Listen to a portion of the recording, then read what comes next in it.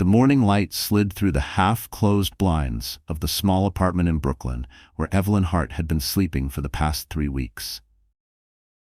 It wasn't home. It was the kind of place you only end up in when life kicks you out of the one you built with your bare hands. Her sister's couch smelled faintly of old coffee and laundry detergent. She didn't complain. She didn't have the strength for that anymore. Today was the final divorce hearing. And Cole Harrington, her soon-to-be ex-husband, had already begun his show. Her phone lit up with a message from him just as she tied her hair back with shaky fingers. "Remember to act sane today. Don't embarrass yourself again. The court already knows you're unstable." Unstable. He loved that word. He clung to it like a weapon he polished every morning. Evelyn stared at the message until the letters blurred. She wasn't unstable. She was exhausted. And exhaustion can make any woman look like she's unraveling, especially when the man she once trusted had spent years taking little pieces of her confidence and setting them on fire. She slipped her worn leather bag over her shoulder, the same one she used back when she worked at a Manhattan studio, designing office interiors for people who never learned her name. She remembered the days she was proud to walk into those buildings. Before Cole asked her to pause her ambitions so he could build something great for both of us. Both of us. She almost laughed at the memory. Outside, the November wind bit at her cheeks as she walked toward the subway.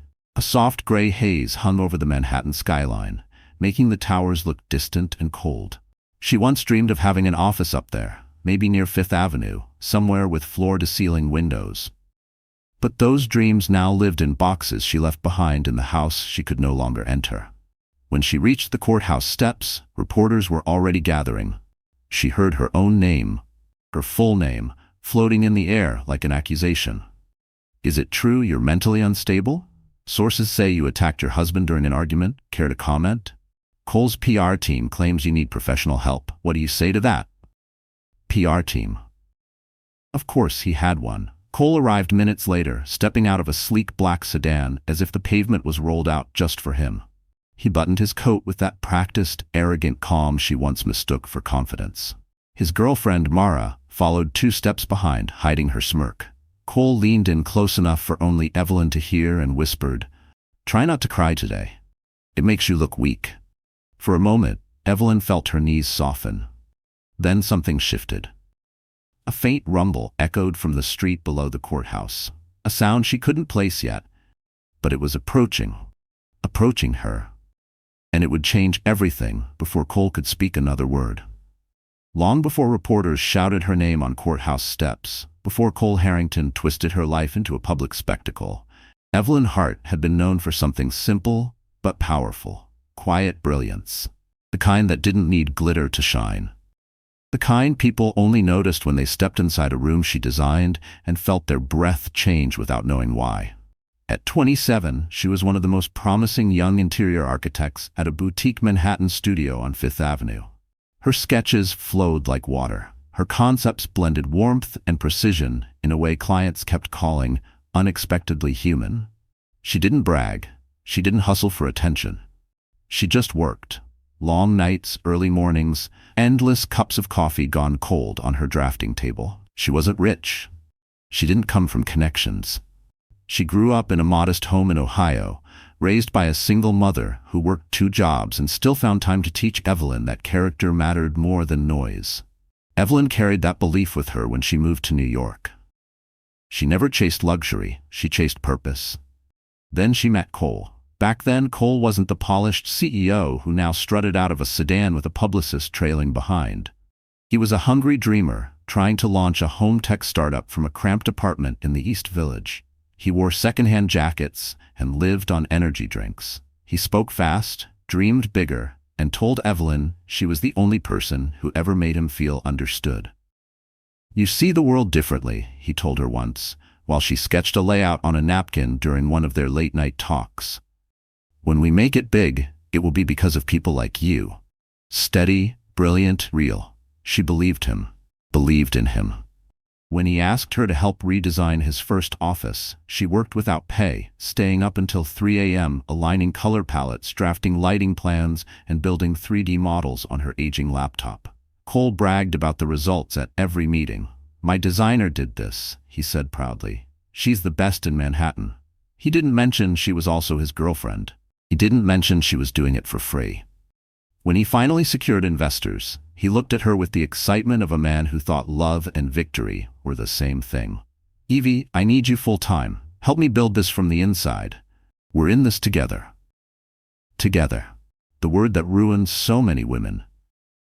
Evelyn quit her Fifth Avenue studio. She walked away from a near promotion, from a portfolio that was just beginning to sparkle, from colleagues who warned her not to mix love with ambition. She trusted Cole more than she trusted her own instincts. She believed loyalty would be rewarded.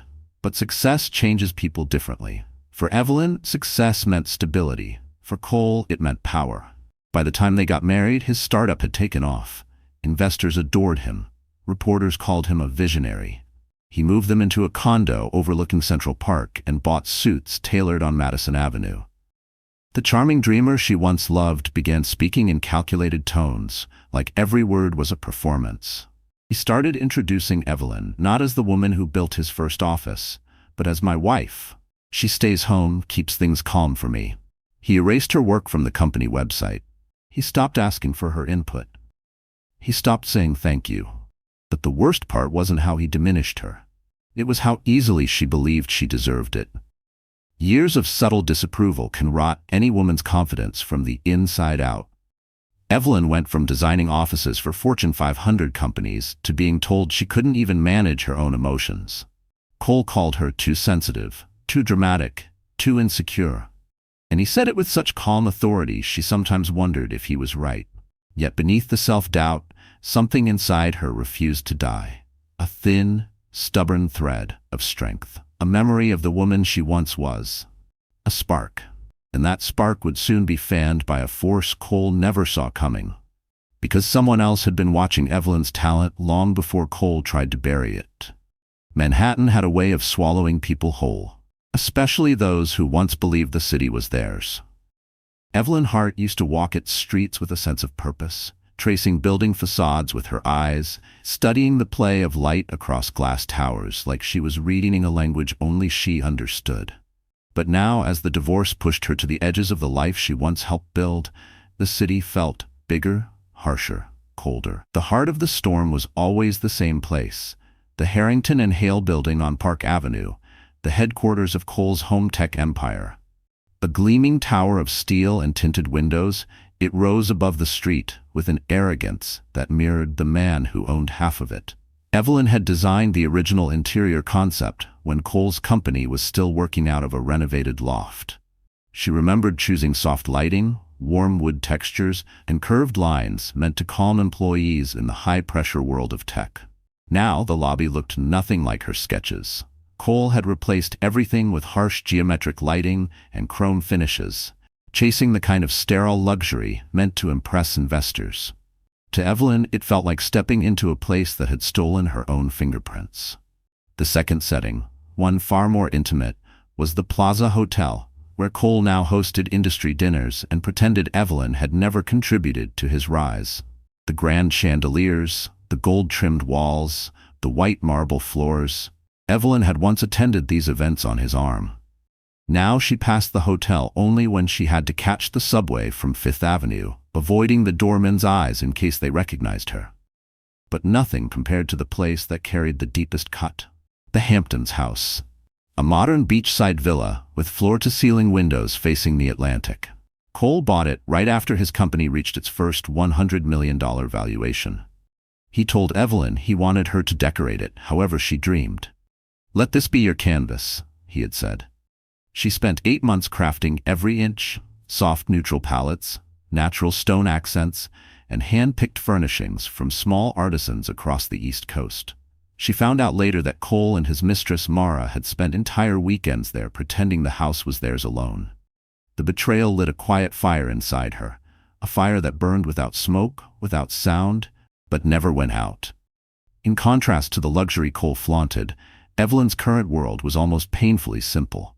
Her sister's 2-bedroom apartment in Brooklyn. A tiny balcony with chipped paint. A wobbly kitchen table where she stared at job listings each night. The apartment building sat above a noisy corner store, and her room overlooked an alley where delivery trucks rumbled at dawn. But there was safety in the noise, comfort in the ordinariness. It reminded her she wasn't trapped anymore, even if she felt lost. And then there was Mason Grant's territory, the third major setting, the one that would soon collide with Evelyn's story. Grant Industries occupied a penthouse office on 53rd Street, with panoramic windows revealing Manhattan's skyline like a living painting. The space was quiet, understated, elegant, exactly the opposite of Cole's flashy headquarters. Evelyn didn't know it yet, but someone inside those walls had been reviewing her old portfolio files, rediscovering the talent Cole had buried. 3 worlds: the empire she built but was erased from, the luxury she once lived but was pushed out of, and the empire of the man who would soon rewrite her fate. All 3 were about to intersect. All 3 were about to collide. And Evelyn was standing at the fault line where everything would break open. Cole Harrington hadn't always been the man the world feared or admired. Evelyn once knew a version of him who was humble, hungry, almost gentle. But power didn't just change Cole, it inflated every flaw he'd ever hidden. The more successful he became, the more dangerous his charm turned. And by the time Evelyn realized it, she was already living under a roof built from his ambition and her silence. To the outside world, Cole was the perfect American success story. A self-made tech CEO, featured on magazine covers, photographed in tailored suits, quoted in business journals alongside Wall Street titans. Reporters called him the new face of innovation. Venture capitalists lined up to shake his hand. He managed to project humility, intelligence, and vision, all while carefully masking the rot growing underneath. Inside the marriage, it was a different man entirely. At home, he wielded words like scalpels. He didn't need to shout. He had mastered a quieter cruelty, the kind that settled in the bones. "Evie, you're overreacting again. Maybe you should take a break from work. You're not thinking clearly. No wonder investors only want to talk to me." Every sentence was delivered with that calm, patronizing tone that made Evelyn question her own instincts. He was a master of making her feel small, irrational, undeserving. And he did it with the precision of someone who practiced. But nothing compared to the moment she learned the full truth about his affair with Mara Klein. It wasn't the affair itself that gutted her. She had suspected for months, late nights at the office, perfume on his jacket, the sudden importance of image consultants and PR training. What crushed her was where the affair took place. The Hamptons house Evelyn had spent months designing with her heart, her talent, her bare hands. She discovered it accidentally. A friend texted her a photo. Cole and Mara stepping out of the beach house together, laughing, his hand on her waist. The caption, "Thought this was you for a second. Sorry." Evelyn stared at the photo for minutes, unable to breathe. Mara was wearing one of Evelyn's old scarves. The same scarf Evelyn had left draped on a chair in the living room of the Hamptons house during her last visit. A piece of her still hanging in a place she no longer belonged. When she confronted Cole, he didn't deny it. He didn't even look ashamed. He simply shrugged and said, "You weren't there." Mara was. That was when Evelyn understood something essential about Cole. He didn't feel guilt. He felt entitlement. He believed success granted him immunity from consequences, that everyone around him existed to serve his needs. Employees, investors, his wife. And the divorce, to him, it wasn't a parting of lives. It was a performance, another stage on which to dominate. In the days leading up to the hearing, Cole crafted a narrative with surgical precision. He hired a PR team to manage his image. He leaked stories framing himself as the caring husband dealing with a wife who was emotionally unstable. He sent private messages to mutual friends implying Evelyn was difficult and clinging to money she didn't earn. He even convinced a doctor, one on his board of advisors, to file a fabricated report questioning Evelyn's mental stability. It was subtle, just enough to plant doubt, but not enough to expose the lie. Every move was calculated, every attack delivered with a smile. Cole Harrington wasn't just a man who betrayed his wife. He was a man who believed he could rewrite the truth itself, and he almost succeeded. Until the day someone far more powerful stepped into the story, and Cole's perfect illusion began to crack. If there was one thing Evelyn Hart had always feared, it was humiliation. Quiet disappointment she could survive. Private heartbreak she could endure. But public humiliation, that kind Cole specialized in, had a different kind of sting. It left bruises on the soul that no one else could see. The worst of it happened at the Plaza Hotel, a place she used to associate with elegance, celebration, and possibility. Cole had once brought her there on their anniversary, promising her a future filled with success and stability. Now the same lobby, with its marble floors and warm chandeliers, would become the stage for her deepest wound. The betrayal didn't begin abruptly. It unfolded slowly, like a cruel melody crescendoing toward a violent end. It started with a whispered message from one of her old colleagues. "Evie, Cole's hosting a networking dinner at the Plaza tonight. You should see this." She hadn't planned on going. She wasn't invited, obviously, but something inside her, something fragile and angry, needed to know what he was saying behind her back.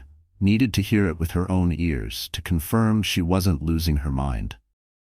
She walked into the hotel wearing a simple dress, nothing glamorous. She stayed near the entrance of the ballroom, out of sight but close enough to overhear. Cole was already surrounded by investors, laughing loudly like he owned the air.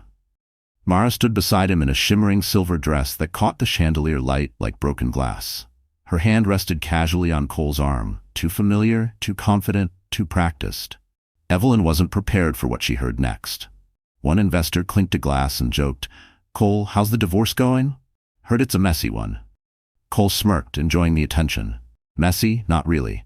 Evelyn was always fragile, emotional. "You know how artistic types can get." The men chuckled. He continued, "Honestly, I'm doing her a favor. She wasn't built for the pressure of a real partnership. She's better off living a quiet life somewhere simpler. Maybe with family." "Ohio, right?" someone asked. Cole grinned. "Exactly. She'll be fine. I'm sure her sister has a couch." Evelyn's breath caught. The words were casual, off-handed, delivered like a joke, but they hit her chest with the force of a truck. Mara chimed in, pretending to sound sympathetic. "She's not stable, Cole. You did everything you could. Sometimes people just break." Break? Evelyn's hands trembled at her sides. Then came the moment, the one that crushed the last remaining piece of her trust. One of the investors nodded toward a large framed photo displayed near the bar. It was a photo from the Hamptons' house. Evelyn recognized it instantly. She had chosen the frame herself, chosen the lighting, chosen the art on the wall behind Cole. But the image had been altered. Her side of the photo, her presence, was gone. Deleted. Cropped out. Mara stood beside Cole in the edited version, as if she had been the woman who helped him build everything. Cole laughed, lifted his glass, and spoke loudly enough for half the room to hear. "Out with the old, in with the upgraded." A punchline, a humiliation, a message to everyone and to Evelyn about her worth. She turned away before anyone could see her tears. She made it as far as the hallway before her legs gave out. She pressed her back against the cold marble wall, trying to slow her breathing. This wasn't heartbreak. This was erasure. He was rewriting reality, replacing her with a newer version, discarding years of her devotion like expired leftovers. But what Cole didn't know, what no one in that glittering ballroom knew, was that humiliation has a strange power. Sometimes, when a person is pushed low enough, the ground becomes the perfect place to rise from. And the next time Evelyn Hart walked into the plaza, she wouldn't be hiding in the shadows. The night after the plaza humiliation, Evelyn Hart didn't sleep. She lay curled on the edge of her sister's couch, staring at the faint glow of city lights reflected on the ceiling. The sounds of Brooklyn, sirens, buses, chattering neighbors, blended together like a tide that refused to let her rest. Her mind replayed every word Cole said at the gala, each one sharper than the last. Fragile, unstable, a favor. She pressed the heel of her hand against her chest, trying to quiet the ache. But humiliation has a way of echoing long after the moment ends. By dawn, she felt hollow. Chloe left early for work, leaving a note taped to the fridge. "I love you. Please eat something. Text me if you need me." Evelyn stared at it for a long time, unable to decide whether to smile or cry. She settled for nothing at all. She wandered into the tiny bathroom, turned on the sink, and splashed cold water on her face. The mirror didn't show the Evelyn she once knew. The confident designer, the woman who dreamed of opening her own studio, the woman who believed she was worth loving. The reflection was pale, eyes swollen, shoulders slumped, a woman convinced she had failed at life. The thought hit her harder than she expected. She gripped the side of the sink as her breath shook. What if Cole was right? What if she really was fragile? What if she had wasted the best years of her life on a man who never saw her? Her phone buzzed. A message from the court. Reminder of final hearing date. Bring required documentation. She dropped the phone onto the counter as if it had burned her. Then came another message, this time from an unknown number. Miss Hart, I hope you are well. Mr. Grant asked that I forward your design packet for review. He said he was impressed with the lighting concept you submitted last year. If you're available, he'd like to see updated sketches. Mason Grant, the billionaire rival. Her hands trembled, not from excitement but disbelief. She hadn't submitted anything last year. She remembered sending a handful of anonymous design proposals to various development firms 2 years earlier when she was desperate to keep her skills alive. She had assumed nothing came of it. Why now? Why him? She couldn't think about that. Not today. She shoved her phone into her bag, grabbed her coat, and left the apartment. She didn't have a destination, just the need to move, to breathe air not poisoned by the weight of old memories. She ended up near the East River, standing alone by the railing as cold wind whipped at her hair. The Manhattan skyline glimmered across the water, indifferent, magnificent. She hugged herself, trying to find warmth in her own arms. This was the lowest she had felt in years. And the shame wasn't about losing Cole. It was about losing herself. She remembered the young woman who had arrived in New York with a suitcase, a portfolio, and a dream big enough to light a city. Where had she gone? When had she disappeared beneath someone else's shadow? Tears finally slipped down her cheeks, slow, silent, cleansing. She didn't sob. She didn't scream. She simply let the grief wash over her, too tired to fight it anymore. Hours must have passed before she realized she was freezing. She pulled out her phone to call an Uber, but it slipped from her hands and hit the pavement, screen cracking. That's when she whispered to herself, voice trembling, I can't do this anymore. But the world doesn't pause just because a heart breaks. A low hum approached from behind, a familiar sound she couldn't place yet. And that sound would soon pull Evelyn into a future she could never have predicted. The low hum behind Evelyn grew louder, steady, almost mechanical, like the purr of a luxury engine. She didn't turn around right away. She was too tired, too drained, too consumed by the ache in her chest. But when the sound stopped directly beside her, she finally looked over her shoulder. A sleek black SUV, no, not an SUV exactly. A custom-built Range Rover with tinted windows and a shine so clean it mirrored the river's surface, had pulled up next to the walkway. The passenger door opened slowly. A man stepped out, tall, dark coat, confident posture, not arrogant but deliberate. She didn't recognize him at first. She wasn't thinking clearly enough to place faces. But when he spoke, his voice carried a warmth she hadn't felt in years. Miss Hart? Evelyn blinked at him, confused. Do I know you? He offered a gentle smile. We met briefly at the Redwood Foundation Gala 5 years ago. You probably don't remember. I doubt I made much of an impression. The Redwood Gala. She hadn't thought of that night in ages. It was before the marriage, before the sacrifice, before she shrank herself to fit into Cole's world. She remembered wearing a navy dress she bought on sale, standing awkwardly beside designers who had already made it. She also remembered a man complimenting her work with a sincerity that surprised her. Slowly, the memory surfaced. Mason Grant, she whispered. He nodded. It's good to see you again. Evelyn's mouth went dry. Mason Grant, the billionaire developer Cole loathed, the man with a reputation for changing entire city blocks with a single signature, was standing 3 feet away from her, while she looked like a soaked, exhausted version of the woman she once was. She folded her arms, suddenly self-conscious. What are you doing here? He took a moment before answering, as if choosing his words carefully. I've been trying to reach you for weeks. My team sent emails, but I never heard back. He paused, studying her cracked phone on the ground. Now I see why. She felt heat rush to her face. I've been dealing with personal things. I know, he said quietly. Her chest tightened. You know? He exhaled lightly, breath fogging in the cold air. I'm not in the habit of following people's private matters, but Cole has been loud, too loud. Interviews, leaks, one-sided narratives. Mason looked at her with calm sympathy that didn't pity her.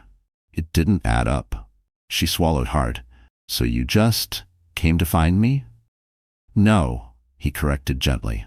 I came because I realized something important. You didn't submit a proposal to my firm last year. You submitted one 2 years ago. And someone at my company flagged it recently, not because it was new, but because your design style matched a concept we've been struggling with for months. She stared at him, confused. I don't understand. You solved a problem we haven't been able to solve, he explained. Your lighting work, your layout flow, the way you handle transitional spaces.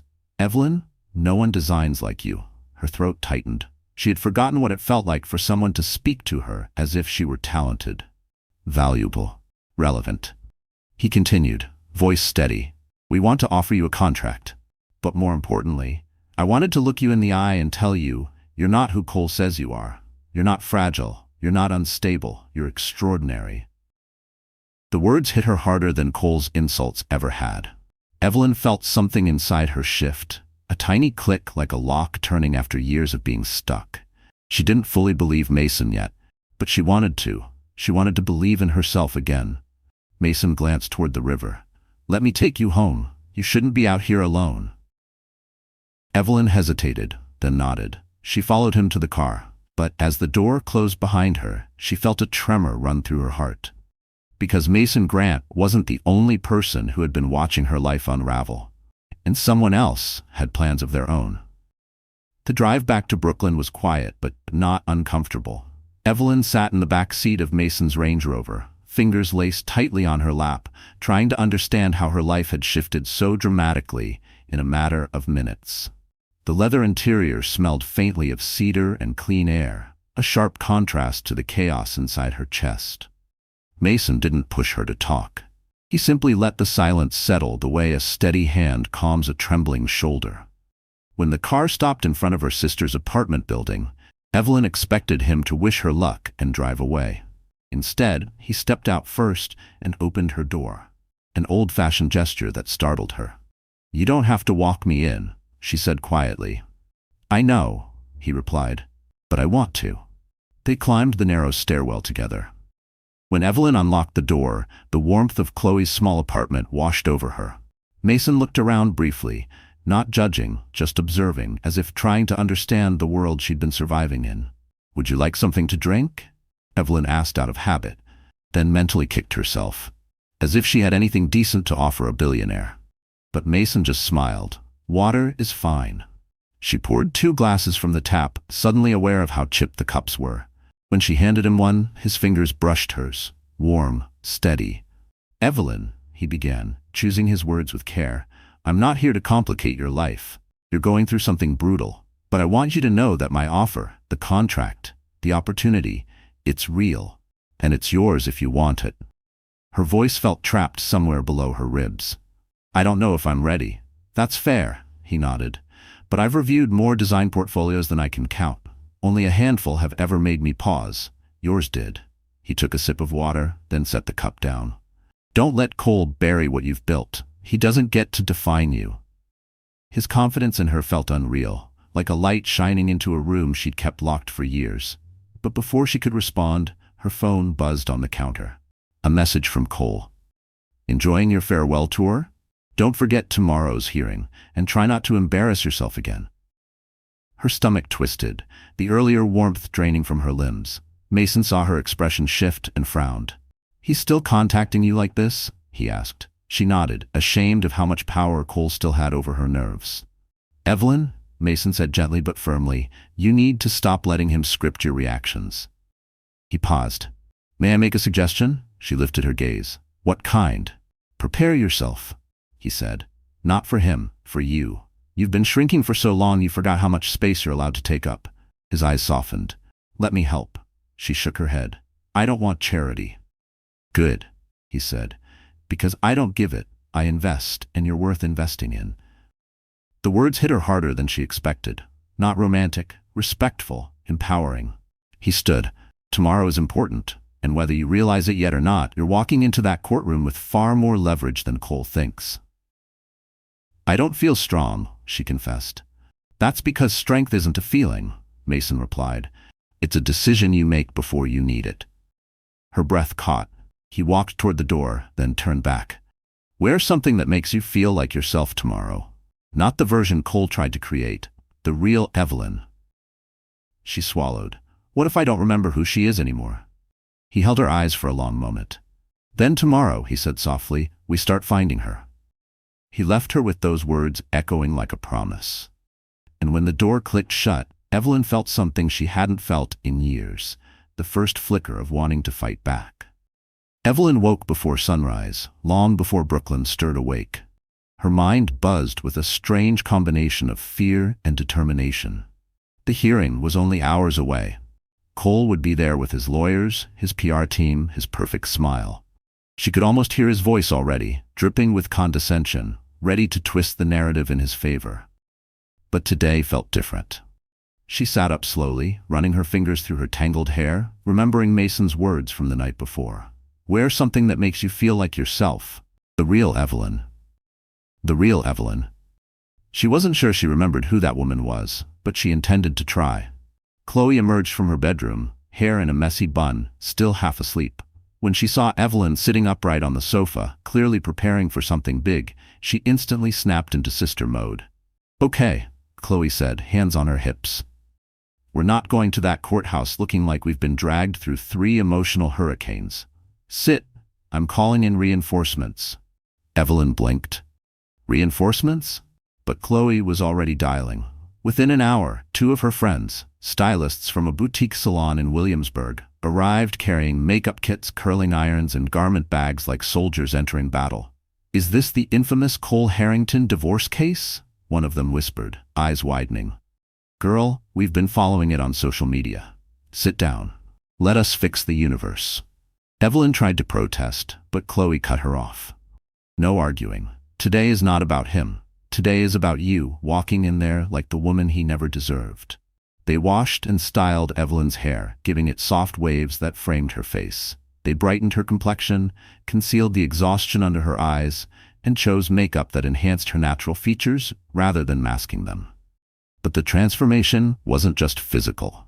As she watched herself in the mirror, Evelyn saw glimpses of the woman she used to be, the one who moved through Manhattan studios with confidence, who approached design challenges with clarity, who believed her voice mattered. This dress is yours, Chloe said, dangling a charcoal gray wrap dress from a hanger. Found it at a consignment shop. It screamed Evelyn to me. Evelyn slipped it on. It hugged her waist in a way that felt strong, not showy. It moved when she breathed. It felt intentional. She paired it with simple black heels she had nearly thrown away during one of her darker moments. When she stepped in front of the mirror again, the room fell quiet. Her stylists exchanged a look. Chloe's eyes softened. Evelyn barely recognized herself, not because she looked unlike the woman she'd been, but because she looked like the woman she'd forgotten. You're glowing, Chloe whispered. Evelyn's breath caught. I look confident. You are, Chloe said. You just needed reminding.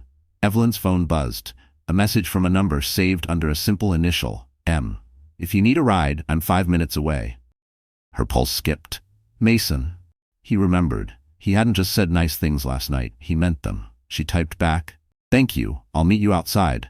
But before she stepped out the door, Chloe grabbed her hand. Evie, listen to me, she said firmly. Cole will try to rattle you. He will lie, manipulate, charm the room, but you are walking in there with something he can't fake. Evelyn looked at her sister. What's that? Truth, Chloe said simply. And the truth always wins, eventually. Evelyn hugged her, grabbing onto that sentence like a lifeline. She stepped outside into the crisp morning air. Right on cue, a black Mercedes sedan eased up to the curb. The back door opened. Mason was inside. His expression calm, almost protective. As she approached, he stood up slightly, eyes sweeping over her with quiet respect. Evelyn, he said, voice low. You're ready. She didn't know if she believed that completely yet, but she felt different, stronger. And when she slid into the car beside him, one undeniable thought surfaced. Today, for the first time, Cole wouldn't be facing the broken version of her he created. The courthouse on Center Street looked colder than usual, its gray stone exterior towering over the morning crowd like a judgment waiting to fall. Evelyn stepped out of the Mercedes with careful breaths, her charcoal-wrapped dress fluttering slightly in the wind. Mason walked beside her, but kept a respectful distance, letting her lead. He didn't claim her space, he supported it. Inside, the marble floors echoed with footsteps, whispered conversations, and the rustling of legal papers. Evelyn felt her pulse racing, but Mason leaned in just enough for her to hear him. "Remember," he murmured, "you're walking in here as the woman Cole underestimated, not the one he broke." She nodded gently. The double doors to the courtroom opened, and every head turned. Cole Harrington was already inside. Flanked by his sleek legal team, hair perfectly styled, suit crisp, expression smug, he looked like a man who believed the world revolved around his version of the story. His girlfriend Mara sat behind him, legs crossed, wearing a cream blazer and a gleaming smile that didn't reach her eyes. The moment Cole saw Evelyn, his eyebrows lifted, surprise flashing just long enough to break his facade. Evelyn looked nothing like the fragile woman he expected to dominate today. That crack in his expression gave her power. He stood up, approached her as if greeting an old friend, and said loudly enough for everyone nearby to hear, Well, look who finally decided to pull herself together. I almost didn't recognize you." A few people glanced over. Evelyn held her head high. "Hello, Cole," he smirked. "I'm glad you made an effort today. It'll help the court believe you're functioning." His tone carried casual cruelty. Mason took one step forward, not aggressive, not confrontational, simply present. Cole's eyes flicked to him, irritation sparking. Cole forced a laugh. "And who might you be? Her emotional support driver?" The people nearby chuckled awkwardly. Mason didn't react. "I'm here as a colleague." Something tightened in Cole's jaw. Before he could respond, the bailiff called for everyone to take their seats. Evelyn walked to her table with Dr. Serena Wolfe, her attorney, a calm, controlled woman who carried a leather portfolio and an aura of quiet authority. Cole made sure Mara sat in the front row, close enough to be seen, close enough to taunt. Evelyn refused to acknowledge her. The proceeding began. Cole's attorney opened aggressively. They painted Evelyn as unstable, unpredictable, financially dependent, incapable of functioning without Cole's support. They referenced the false mental health report, cleverly worded but deeply damaging. Cole leaned back in his chair, legs crossed, looking pleased with every lie spoken on his behalf. Then came the worst moment, an intentional public blow. Cole's attorney displayed a series of private photos. Evelyn crying during an argument, Evelyn exhausted, Evelyn looking disheveled after a sleepless night, all taken without her consent. Mara smiled proudly. Cole casually sipped water. Whispers filled the courtroom. Heat rose in Evelyn's face. Shame, anger, betrayal swirling into something unbearable. Her throat tightened, vision blurring. Serena whispered, "Stay steady. Your truth is coming." But Cole wasn't done. He stood, unprompted, and addressed the court directly. "I tried to help my wife," he said, voice dripping with false compassion. "But she isn't capable of managing pressure. Her breakdowns were constant. I had to protect our reputation. Honestly, I'm worried she's a danger to herself." His words settled into the courtroom like poison. Evelyn's breath caught, but she didn't break. Because across the aisle, Mason sat perfectly still, watching Cole with narrowed eyes. He knew something that would turn this entire case upside down. And when Serena opened her folder, revealing documents Evelyn had never seen, Evelyn felt a shift in the air. The truth was about to strike harder than any lie Cole had ever crafted. The courtroom had fallen into a heavy silence after Cole's performance, a silence thick enough to choke on. Evelyn felt every eye on her, waiting to see if she would crumble. Cole leaned back in his chair like a man who believed he had just secured his victory. Mara crossed her legs and gave Evelyn a pitying look, the kind that stung more than hatred. But Dr. Serena Wolfe didn't flinch. She rose slowly, smoothing her charcoal suit jacket, and stepped toward the bench with the calm confidence of someone holding a loaded weapon the other side didn't know existed. "Your Honor," Serena began, "I would like to submit several exhibits into evidence, documents recently obtained through independent investigation." Cole's attorney shot up. "Objection. We were not informed of any new materials." "Because," Serena replied coolly, "your client attempted to prevent their discovery." A ripple went through the room. The judge nodded. "Proceed." Serena opened her leather portfolio, and Evelyn felt her breath catch. She had never seen those documents before. What had Serena uncovered? The first image appeared on the screen, a digital timestamp from 2 years earlier, long before Cole claimed Evelyn had emotional instability. It showed Cole forwarding Evelyn's design concepts to employees, labeling them as company assets. Exhibit A, Serena said clearly, demonstrates that Mrs. Hart provided substantial, unpaid labor to Harrington and Hale during key developmental phases. Her work was integral to the company's brand identity. Cole stiffened. Serena flipped to the next exhibit, employee testimonies. Exhibit B includes statements from former staff who confirm that Mrs. Hart was the primary designer for the company's first 3 office builds. She worked without contract, salary, or credit, all at Mr. Harrington's instruction. Whispers filled the courtroom again. Evelyn's throat tightened. She had known he stole her work, but seeing it documented felt like a knife being pulled out of a wound she thought would never close. Cole's attorney objected again. These statements are fabricated. Serena cut him off. We also have confirming emails, sent from Mr. Harrington's own company account. The screen lit up with screenshots. Emails from Cole praising Evie's designs, asking employees to implement her layout changes, calling her the backbone of this place. Cole's face drained of color, but Serena wasn't done. Now, she said, her voice steady as steel, let's address the claim regarding Mrs. Spulla Hart's mental health. Cole straightened, preparing to strike back, but Serena clicked to the next slide. A letter. A confidential letter. Exhibit C, she said, is a statement from Dr. Aria Benson, the psychiatrist Mr. Harrington claims diagnosed Mrs. Hart as unstable. Dr. Benson has confirmed under oath that she never met Mrs. Hart.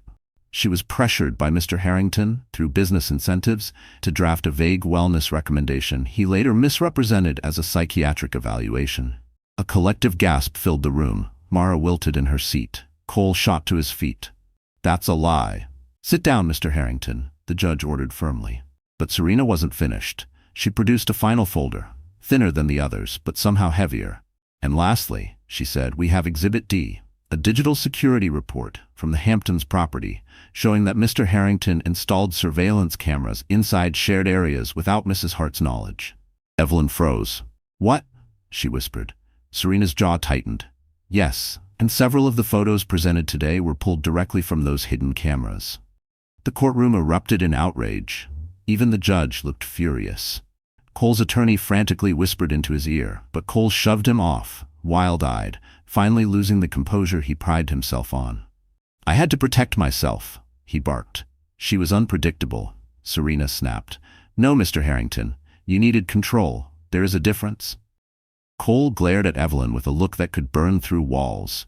But the room had shifted. The narrative had shifted. And for the first time, Evelyn wasn't the one being judged. Serena leaned closer to the microphone, voice clear, calm, irrefutable. Your Honor, we request immediate reconsideration of all previous arguments, given the documented pattern of manipulation, psychological abuse, and exploitation by Mr. Harrington.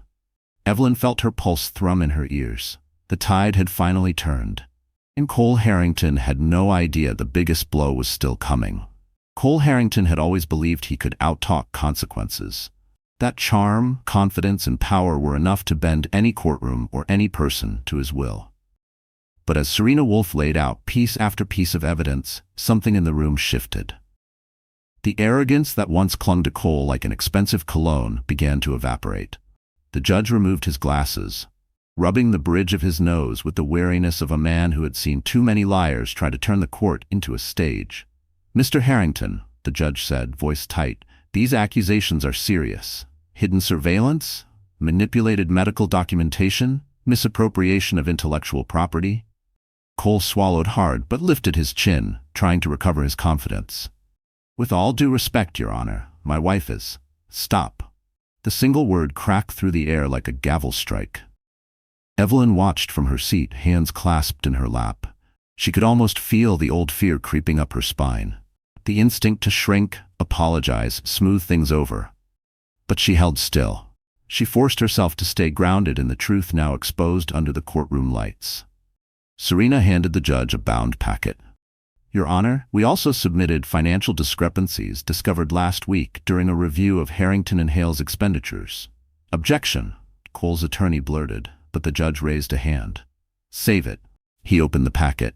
"According to this, Mr. Harrington, you used company funds to finance weekends at the Hamptons property, accompanied by Miss Klein, while claiming those were mandatory wellness retreats for corporate strategy."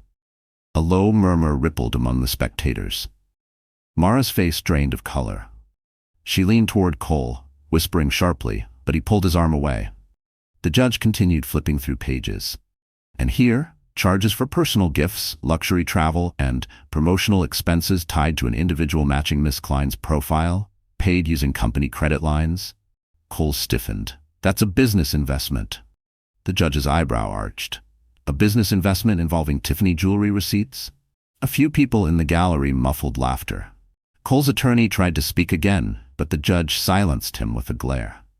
Serena stepped forward, voice unwavering.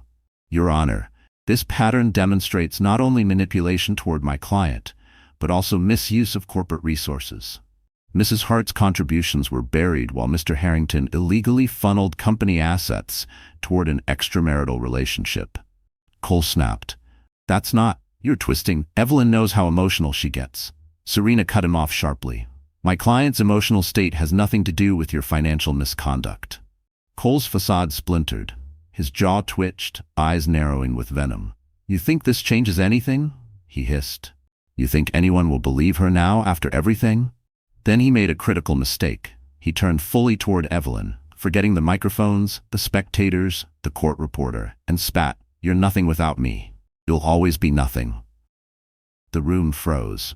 Even Mara inhaled sharply. Serena's gaze hardened into something lethal. She stepped between Evelyn and Cole, blocking him from view. "Your Honor," Serena said evenly, "you just heard a clear demonstration of the psychological abuse Mrs. Hart has endured throughout this marriage." The judge's expression darkened. "Indeed." Cole's attorney buried his face in his hands. The judge set the documents aside. "I will need time to review all evidence thoroughly. But let me be clear. The court does not look kindly upon deceit, coercion, or personal attacks made inside this chamber." Cole opened his mouth, but the judge raised a hand again. "Mr. Harrington, from this moment forward, speak only when spoken to." Cole's glare could have scorched stone. But Evelyn, she felt something uncoil inside her. A knot that had lived in her chest for years loosened, as if finally releasing her from a cage she didn't realize she had accepted. And just when it seemed the courtroom had reached its peak of chaos, a knock on the door signaled a new arrival, carrying information that would detonate Cole's world completely. The courtroom door opened with a soft click, subtle, almost polite. But the energy in the room snapped like a live wire. Everyone turned. Cole straightened, shoulders stiffening as if bracing for a blow he didn't yet understand. Evelyn felt her stomach tighten. A bailiff stepped inside. "Your Honor, we have an authorized representative requesting to submit urgent evidence in connection to Case 23H914. The judge frowned. "Who is the representative?" The bailiff stepped aside. A woman entered, tall, poised, wearing a navy blazer with the nameplate of a major financial firm clipped to her lapel.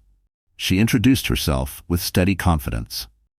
"Your Honor, my name is Natalie Crane, Senior Compliance Officer at Walden Equity Partners." A shockwave moved through the courtroom.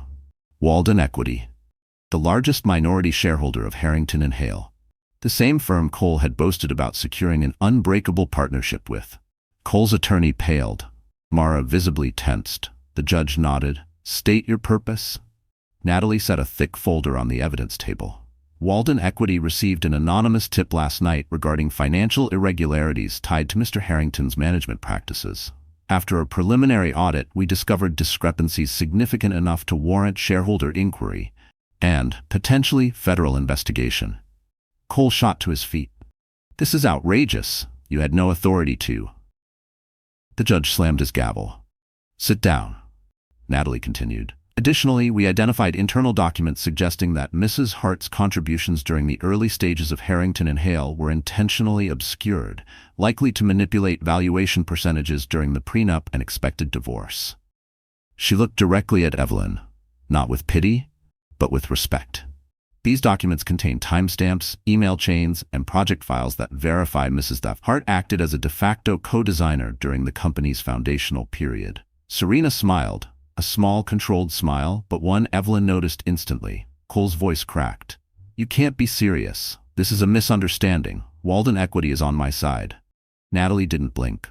Walden Equity is on the side of accountability, Mr. Harrington. Your personal matters became material the second you used company funds to cover them. Gasps erupted. Cole turned to Mara as if seeking backup, but Mara shrank in her seat. Her eyes darted around nervously. She had not expected the tide to shift this violently. Natalie then held up a final document. We also uncovered a suspicious wire transfer. $50,000 sent from a secondary corporate account to an individual listed as M. Klein.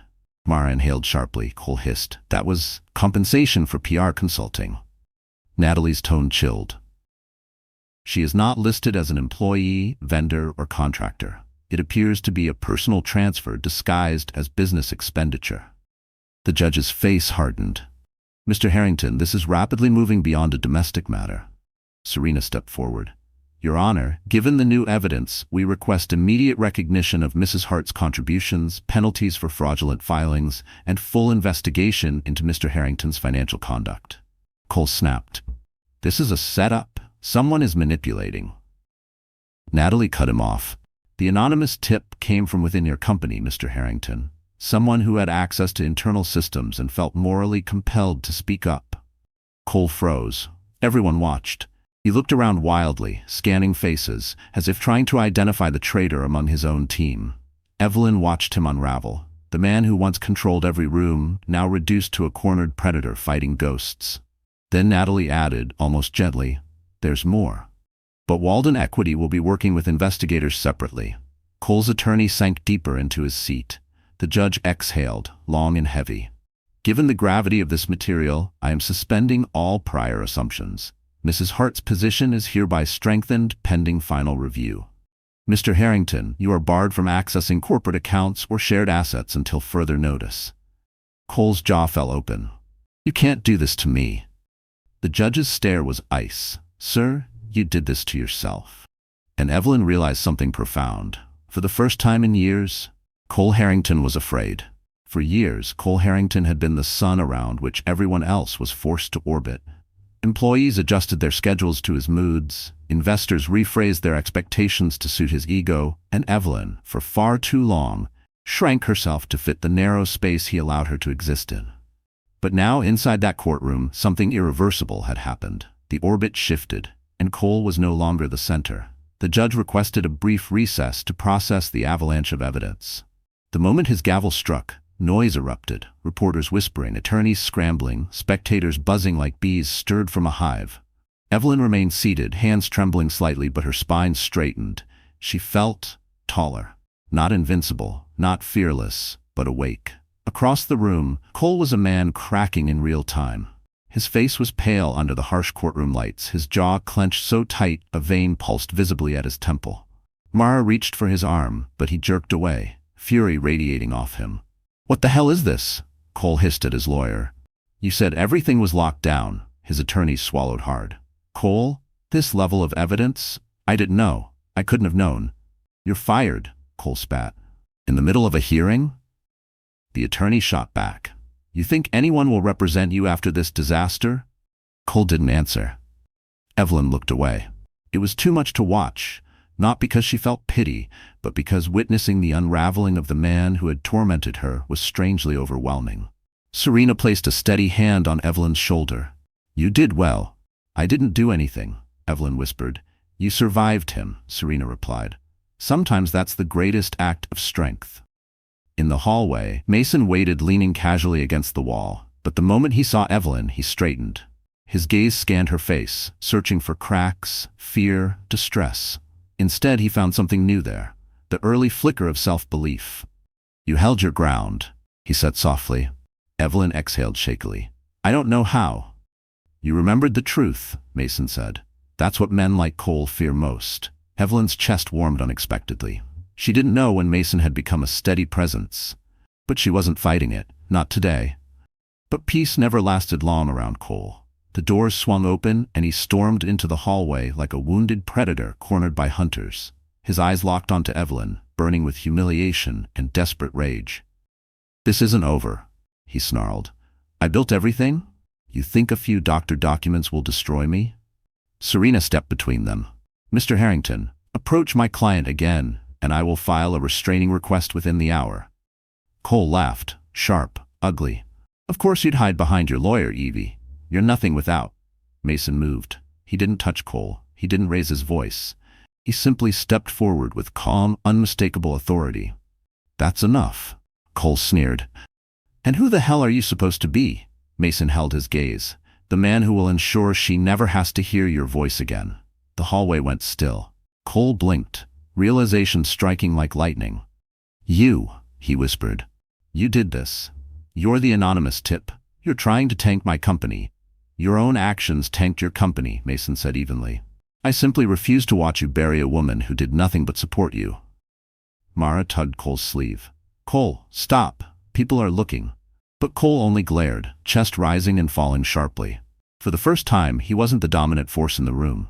He wasn't feared. He wasn't admired. He was exposed. The bailiff called everyone back inside. Serena touched Evelyn's arm. Ready? No? Yes, maybe. But Evelyn stood anyway, her chin lifting, her steps steady.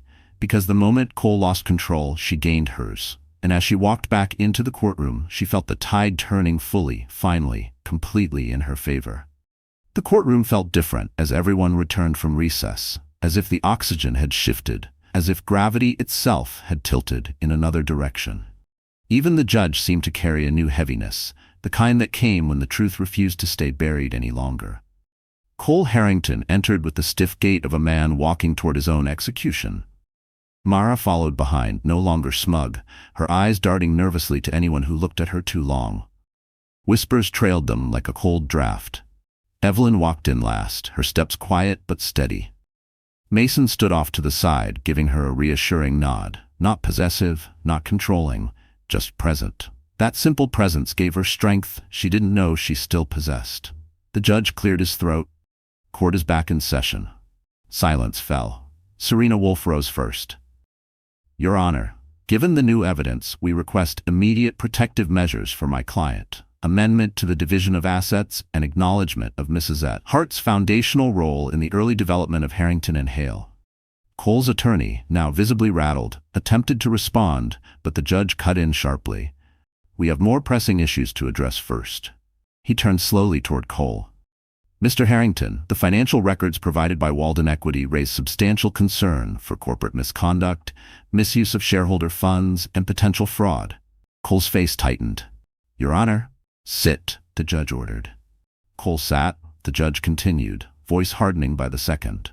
This court is obligated to notify the district attorney's office regarding the irregularities presented. A corporate investigation will be initiated immediately. Gasps rippled through the room. Evelyn inhaled sharply. She had expected a reprimand, not this. Cole gripped the table until his knuckles whitened. You can't start an investigation based on incomplete data. This data, the judge replied, is compelling enough to warrant inquiry. Serena exchanged a brief, knowing look with Natalie Crane. They had anticipated this possibility. Evelyn could now see that in their calm expressions, their steady confidence. The women in the room had prepared for a war Cole never even imagined. Then the judge shifted his focus to Evelyn. Mrs. Hart, I have reviewed the documentation pertaining to your contributions to Harrington and Hale. It is clear you played a substantial, uncredited role in the early designs and brand formation. This significantly alters the court's view of asset distribution. Cole shot up again. That's ridiculous. She was just helping. It wasn't. That is enough. The judge's voice boomed. Cole fell silent, rage vibrating just beneath his skin. In light of this, the judge continued, Mrs. Hart will receive a significantly increased settlement, reflecting her contributions as a foundational designer during the company's early growth period. Evelyn felt tears sting her eyes, not from sorrow but from the overwhelming weight of long-denied recognition. Cole slammed his fist on the table. This is a joke. She doesn't deserve a cent more. The judge glared at him. One more outburst and you will be held in contempt. But Cole wasn't listening. His mask had cracked completely. You're doing this to punish me, he shouted at Evelyn. You think you won something? You think anyone will respect you after this? Serena stood. Respect doesn't come from lies, Mr. Harrington. It comes from truth. The judge continued. Furthermore, due to the documented patterns of emotional manipulation and unauthorized surveillance, Mrs. Hart is entitled to full protection under the court. A restraining order will be filed pending review. Mara let out a soft gasp. Cole turned on her. "This is your fault," he barked. "You should have stopped that woman from coming forward." Mara recoiled, embarrassment turning to fear. And for the first time, Evelyn felt nothing for him. No guilt, no fear, no old attachment, just clarity. This was the man she had sacrificed years of her life for. This was the man she had once loved. Now he was simply a stranger, collapsing beneath the weight of his own deceit. The judge struck the gavel. Court adjourned for today. Evelyn exhaled shakily. As she turned to leave, Cole called her name, voice trembling. But this time, he was the one begging for something he would never get again. Evelyn. Her name echoed through the courtroom hallway just as she stepped toward the exit. It wasn't the confident bark Cole used to command rooms. It was something unfamiliar, strained, trembling, almost frantic. She froze for half a second. Not because she feared him, but because for the first time, he sounded like a man who realized he was losing everything. She turned slowly. Cole was standing in the doorway of the courtroom, chest rising and falling sharply, hair slightly disheveled from running a hand through it too many times. Mara lingered behind him, unsure whether to follow or flee. Cole's attorney was nowhere in sight. "Evelyn, wait," he said again, softer this time. Serena stepped instinctively in front of Evelyn, blocking Cole's path with a calm, practiced stance. "Mr. Harrington, you've been warned not to approach my client." Cole ignored her. His desperate eyes were fixed on Evelyn. "Evie, please, just listen. 2 minutes, that's all I'm asking." Evie, the name he only used when he wanted something. Evelyn's stomach turned, but she forced her expression to stay neutral. Mason approached silently from her left, close enough to intervene, far enough to let her choose. He didn't speak, he didn't pressure.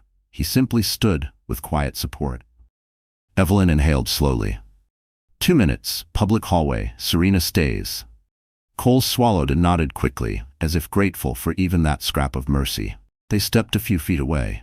Not far, the bailiff kept watch, Serena at Evelyn's side, Mason leaning against the wall with his arms crossed, ready if needed. Cole rubbed the back of his neck, struggling for words. His hands shook. I didn't know they had all that," he whispered. "I didn't expect." "That's the thing," Evelyn said quietly. "You never expect consequences." He flinched. "Evie, I know I made mistakes, but what Serena showed, some of it was taken out of context. It looks worse than it." "It is worse," she cut in. "It's exactly what it looks like." He looked away. "I'm losing everything." "Yes," she replied simply. He blinked at her, stunned. Maybe he expected sympathy. Maybe he still believed she needed him enough to soften the blow. "You don't have to do this. You don't have to destroy me." "Cole," she said, voice steady. "I didn't destroy you. You did that yourself." His jaw clenched. "I can fix this. If you drop the claims, if you help me get ahead of the investigation, I can." "You can what?" Evelyn asked. "Lie your way out again? Use me like you used my work? Turn the story so you come out the hero?" He stilled. She continued. "You never wanted a wife. You wanted an accessory, someone pretty, quiet, and endlessly forgiving." He looked wounded for the first time. "Evie, we built a life together. Doesn't that mean anything?" "It did," she said gently. "But it means nothing now." Cole's composure shattered. "I can't lose you."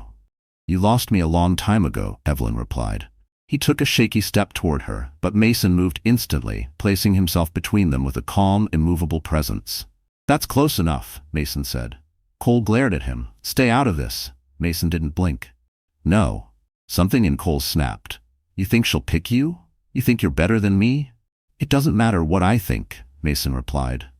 "It matters what she deserves." Evelyn felt her heart thud, not from fear but from clarity. She stepped around Mason, meeting Cole's furious, pleading eyes one last time. "I deserve peace," she said. "I deserve truth. And I deserve a life you're not in." Those words hit him harder than any courtroom blow. His shoulders collapsed. For the first time, Cole Harrington looked small. The bailiff approached. "Ma'am, do you need escort?" Evelyn shook her head. "No, I'm done here." She turned away from the man who once controlled her world, and didn't look back. As she walked toward the exit, held steady by Serena's quiet pride and Mason's silent presence beside her, the final piece of her old life fell away. leaving room for the woman she was finally becoming. Outside the courthouse, the November air bit sharply at Evelyn's cheeks as she stepped onto the broad stone steps. A cluster of reporters waited at the bottom. Microphones raised like spears pointed toward whatever story bled loudest. Cole Harrington had always loved that attention, but today, attention was the last thing he wanted. Mason walked beside Evelyn with quiet, unobtrusive confidence. He didn't touch her. He didn't lead her. He simply matched her pace, as if reminding her she wasn't walking through this storm alone. Serena followed a step behind, already texting someone, probably coordinating the next legal move, layered and precise as always. As Evelyn reached the midpoint of the steps, cameras flashed. "Mrs. Hart, is it true Mr. Harrington falsified financial records?" "Evelyn, how do you respond to allegations of emotional abuse? Is the restraining order official? Are you and Mason Grant working together professionally or personally?" Evelyn froze. She wasn't ready for this part. She wasn't ready for all eyes on her again. Cole burst through the courthouse doors moments later, face red, tie crooked, looking nothing like the golden CEO who used to grace magazine covers. Reporters swarmed him instantly. "Mr. Harrington, shareholders want a statement. Is it true Walden Equity is launching a full audit? Did you knowingly misuse company funds?" Cole shoved past them, voice raised.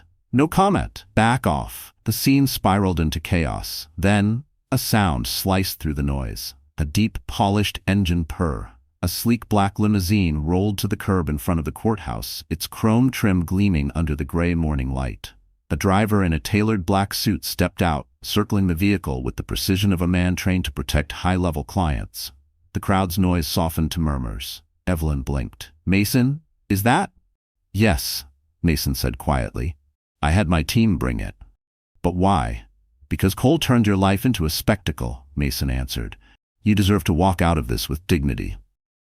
The limo door opened. Gasps rippled through the crowd. Cole pushed forward, bewildered. "What is this? A publicity stunt?" Mason's expression didn't change. "No, this is called respect." But what happened next stunned even Evelyn. A second figure stepped out from inside the limo. A man in an immaculate gray suit with an ID badge from the State Financial Crimes Division clipped to his jacket. He walked directly toward Cole.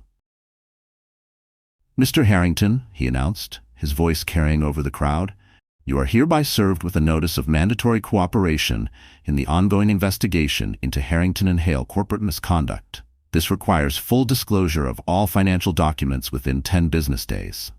Reporters gasped. Cameras flashed. Cole's face strained white. "This is harassment," he snarled. "You can't serve me in public." The officer remained unmoved. "Sir, you've ignored 2 private requests. Consider this your final notice." Cole looked like the world was collapsing under his feet.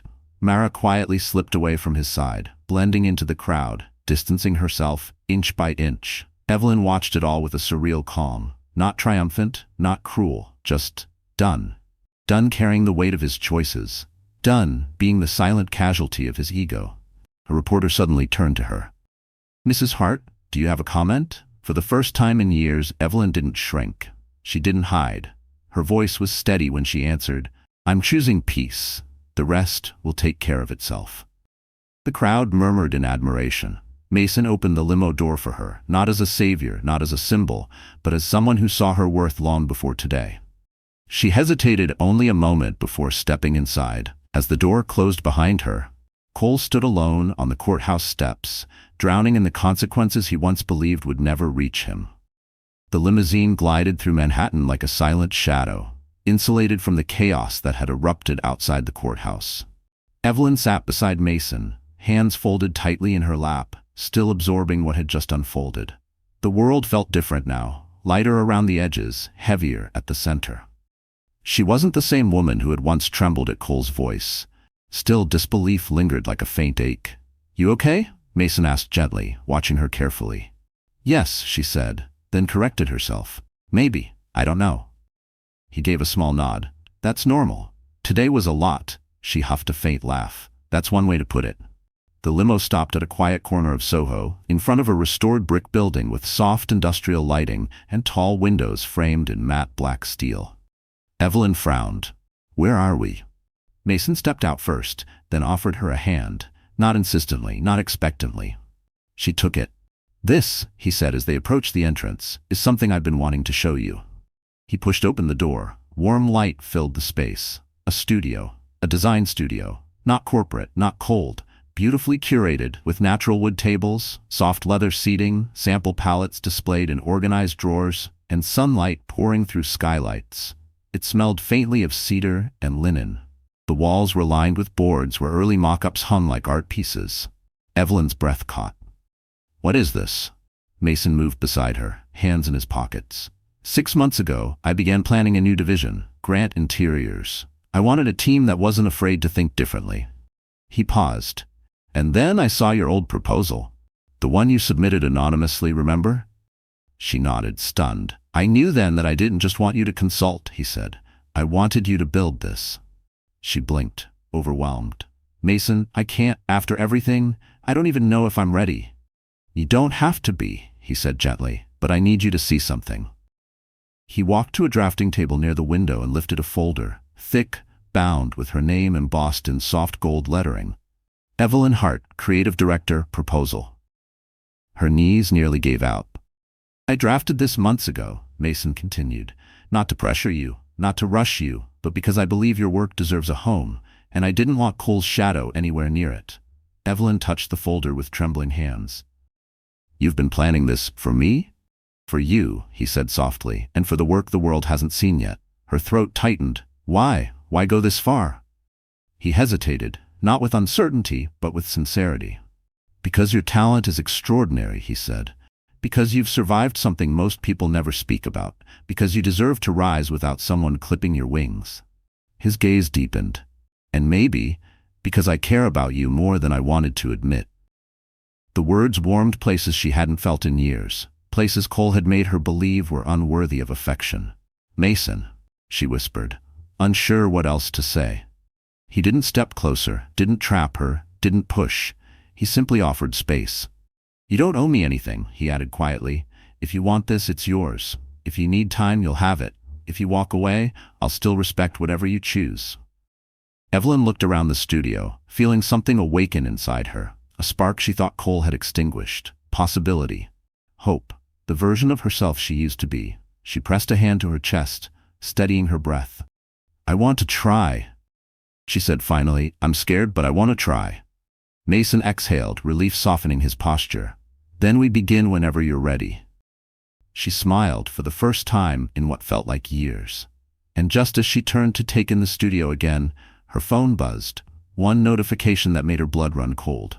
A headline: Cole Harrington's shareholders demand emergency meeting. The final fallout was beginning, and Evelyn was no longer the casualty. She was becoming the witness to his unraveling. By the next morning, Manhattan buzzed with a story hotter than any market headline.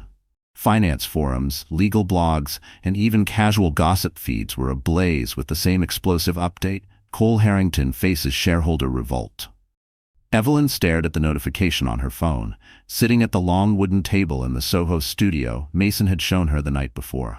Her coffee sat untouched, growing cold beside her sketchbook. She didn't take pleasure in Cole's downfall. Not exactly. What she felt was closer to release, like an old chain around her chest had finally snapped. Mason entered quietly, setting a fresh cup of coffee beside her. "You saw the news?" She nodded. "They scheduled the meeting for this afternoon." "They're moving fast," Mason said. "Faster than even I expected." Evelyn looked up at him. "Is this because of the investigation?" He shook his head. "It's because shareholders fear one thing more than scandal: loss. Cole's instability is now a liability they can no longer hide."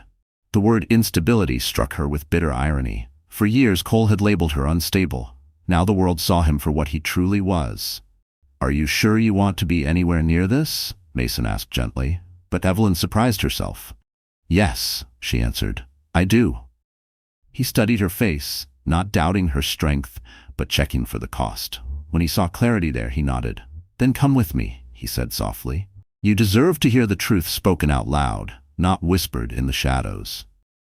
Hours later, Evelyn found herself standing outside the towering glass headquarters of Harrington and Hale, the very empire she helped shape, then watched Cole claim as entirely his own. Today, the building felt unfamiliar. Strangers were rushing in and out with tablet portfolios and desperate expressions. Camera crews crowded the sidewalk. A reporter recognized Evelyn instantly. "Mrs. Hart, are you attending the emergency meeting?" She met the woman's eyes, steady. "I'm here to observe. Is it true your contributions were hidden during the early stages of the company's growth?" "Yes," Evelyn answered simply. "Do you believe Cole Harrington abused his power?" Evelyn paused, not for uncertainty, but for control. Cole had turned emotional restraint into a weapon against her. Now she used it as armor. "I believe the truth is finally coming to light," she said, "and I hope everyone receives the accountability they deserve." The reporter blinked, surprised by her poise. Inside, the boardroom buzzed like an overcrowded hive. Executives whispered, phone screens flashed with stock alerts, and Walden Equity representatives stood at the front like prosecutors ready to present their case. Evelyn remained near the back with Mason, unnoticed by most, until Cole walked in. He froze when he saw her. "Why is she here?" he demanded, pointing. "This is a confidential meeting." Walden's compliance officer, Natalie Crane, stepped forward calmly. "Mrs. Hart's intellectual property is part of the investigation. She has every right to be present." Cole's mouth snapped shut. The meeting began, and the air grew heavy with revelations. Fraudulent expense lines, manipulated reports, unapproved transfers, hidden surveillance, legal risks, loss projections, investors losing confidence. Cole became increasingly frantic. "You're blowing this out of proportion," he shouted. "I built this. Without me, none of you would have jobs." Walden's senior partner replied, "Without integrity, Mr. Harrington, you no longer have a position." A hush fell. Cole turned to Evelyn, desperation trembling under his anger. "Evie, tell them. Tell them I'm not a bad person. Tell them you don't want this." Evelyn met his gaze, the gaze that once intimidated her into silence, and spoke with the clarity of a woman reborn. "I wanted truth," she said. "I wanted peace. You chose everything that followed." Cole's breath caught, as if struck. Natalie stepped forward. Effective immediately, the board moves to suspend Cole Harrington as CEO pending investigation. The room erupted. Cole lunged forward, but Mason placed a firm hand on Evelyn's arm, guiding her out of the boardroom before the chaos spiraled. Outside in the quieter hallway, Evelyn exhaled shakily. "It's over," she whispered. Mason shook his head gently. "No, Evelyn, it's beginning." And as her eyes met his, she realized the life ahead of her was finally her own to build.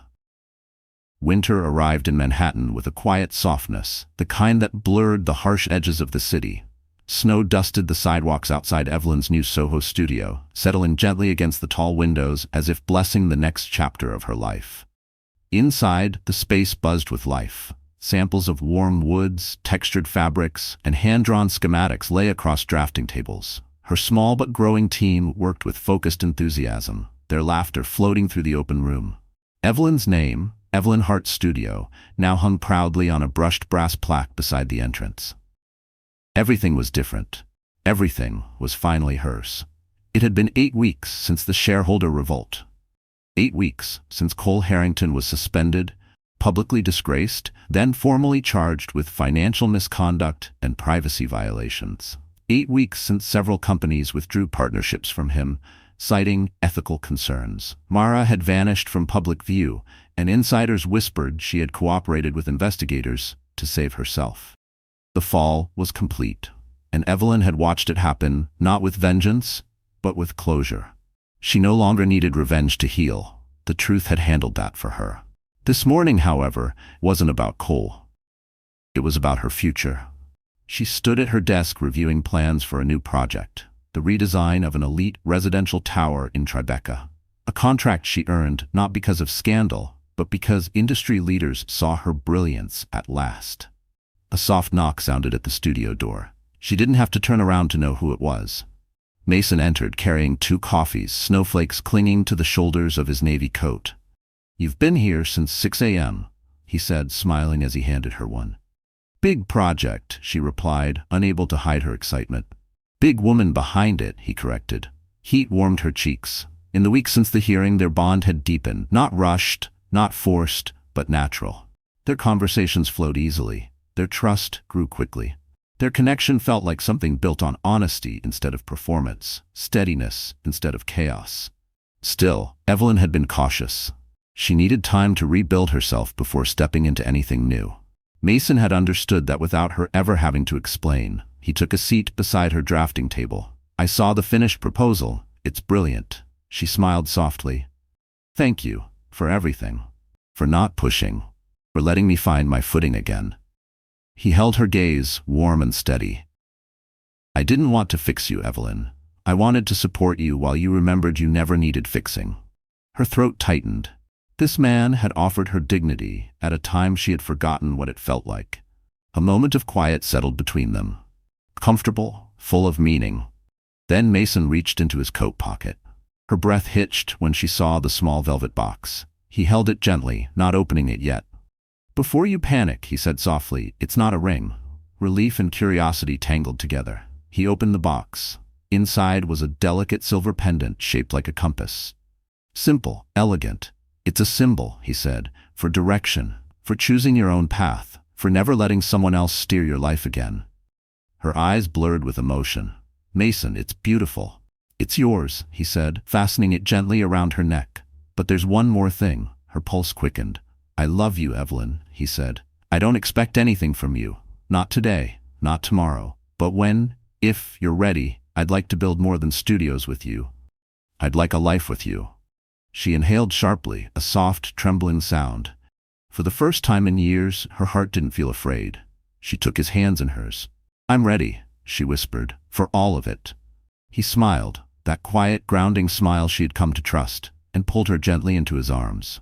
Outside, snow continued falling softly over Manhattan. Inside, Evelyn Hart stepped fully into the future she had earned with courage, truth, and rebirth. And this time, she wasn't rising alone. She was rising with love. So that's the end of our story. And if you're still here with me right now, my friend, it means something in this journey touched your heart in a real way. Maybe you saw a part of yourself in Evelyn, the part that stayed strong even when life tried to convince you otherwise. And maybe, just like her, you're learning that walking away from what breaks you is not weakness. It's wisdom. The Stoic Marcus Aurelius once wrote, "You have power over your mind, not outside events." That's exactly what Evelyn discovered. We can't control betrayal, disappointment, or the people who fail us, but we can choose how we rise after it. Healing isn't dramatic, it's quiet. It's choosing your peace, it's choosing yourself. And remember, even after the darkest chapters, life still has a way of handing you a new beginning, sometimes in places you never expected. If this story gave you courage, comfort, or even a little clarity, then don't leave without giving it some love. Like the video, share it with someone who needs this reminder, and subscribe to our channel so you and I can keep walking through these powerful stories together. You're not alone, and your comeback is already on its way.